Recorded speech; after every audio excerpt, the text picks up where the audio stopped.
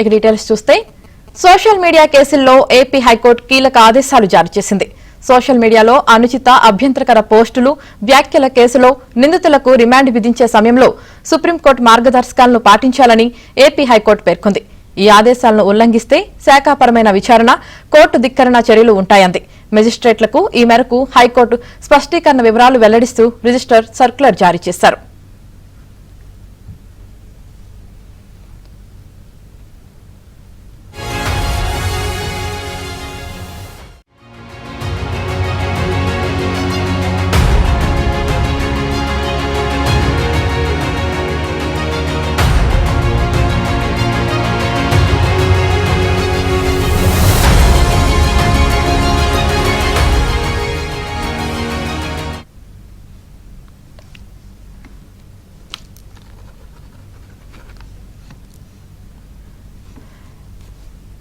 నిందితులకు రిమాండ్ విధించే సమయంలో Arnesh Kumar versus state of Bihar కేసులో సుప్రీంకోర్టు మార్గదర్శకాలు పట్టించుకోకుండా మెజిస్ట్రేట్లు నిందితులకు రిమాండ్ విధిస్తున్నట్లు కోర్టు దృష్టికి వచ్చిందని హైకోర్టు తెలిపింది.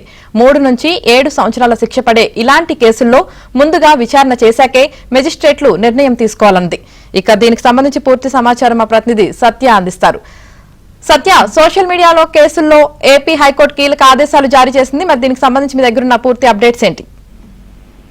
సుప్రీంకోర్టు మార్గదర్శకాల మేరకే సోషల్ మీడియా కేసుల్లో రిమాండ్ విధించాలని మెజిస్ట్రేట్లకు ఆదేశిస్తూ ఏపీ హైకోర్టు కీలక ఆదేశాలు జారీ చేసింది. సోషల్ మీడియాలో అనుచిత అభ్యంతరకర పోస్టులు వ్యాఖ్యల కేసులలో నిందితులకు రిమాండ్ విధించే సమయంలో సుప్రీంకోర్టు మార్గదర్శకాలను ఖచ్చితంగా పాటించాలి. అలా పాటించకుండా చాలా చోట్ల రిమాండ్ విధిస్తున్న ఫిర్యాదులు అందుతున్నాయని అందులో పేర్కొంది. ఈ మేరకు రాష్ట్రంలోని మెజిస్ట్రేట్లందరూ కూడా హైకోర్టు స్పష్టం చేసింది. ఈ ఆదేశాలను ఉల్లంఘిస్తే గనక శాఖాపరమైనటువంటి చర్యలతో పాటు కోర్టు ధిక్కరణ చర్యలు కూడా తీసుకుంటామంటూ ఆదేశాల్లో పేర్కొన్నారు. మెజిస్ట్రేట్లకు ఈ మేరకు హైకోర్టు ఆదేశాలు ఇస్తూ వివరాలు వెల్లడిస్తూ ఒక సర్క్యులర్ ను నిన్న జారీ చేయడం జరిగింది. సోషల్ మీడియాలో అనుచిత అభ్యంతరకర పోస్టులు వ్యాఖ్యలకు సంబంధించి నిందితులుగా ఉండే వాళ్ళకి రిమాండ్ విధించే సమయంలో ఖచ్చితంగా సుప్రీంకోర్టు ఏవైతే మార్గదర్శకాలు గతంలో ఇచ్చిందో, ముఖ్యంగా Arnesh Kumar versus state of Bihar కేసులో ఇచ్చిన సూచనలను పూర్తి స్థాయిలో మార్గదర్శకాలను పాటించాల్సిందే అని ఆ సర్క్యులర్ లో పేర్కొనడం జరిగింది. నిందితులకు మెజిస్ట్రేట్లు ఈ మార్గదర్శకాలను పట్టించుకోకుండా రిమాండ్ విధిస్తున్నట్టు కోర్టు దృష్టికి వచ్చినట్టు ఆ సర్క్యులర్ లో పేర్కొంది. 3 నుంచి 7 సంవత్సరాలు శిక్ష పడే ఇలాంటి కేసుల్లో ముందుగా విచారణ చేశాకే మెజిస్ట్రేట్ నిర్ణయం తీసుకోవాలని, ప్రాథమిక విచారణకు ముందు సంబంధిత డిఎస్పీ నుంచి అనుమతి తీసుకోవాలని, 14 రోజుల్లో విచారణ ముగించి తీర్పులో వెల్లడించాలని కూడా ఆ సర్క్యులర్ లో స్పష్టంగా పేర్కొనడం జరిగింది.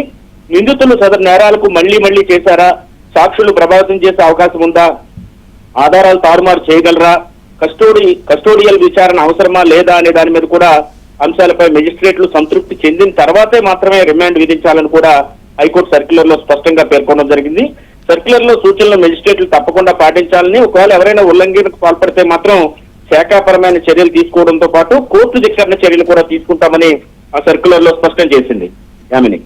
Right, thank you Satya.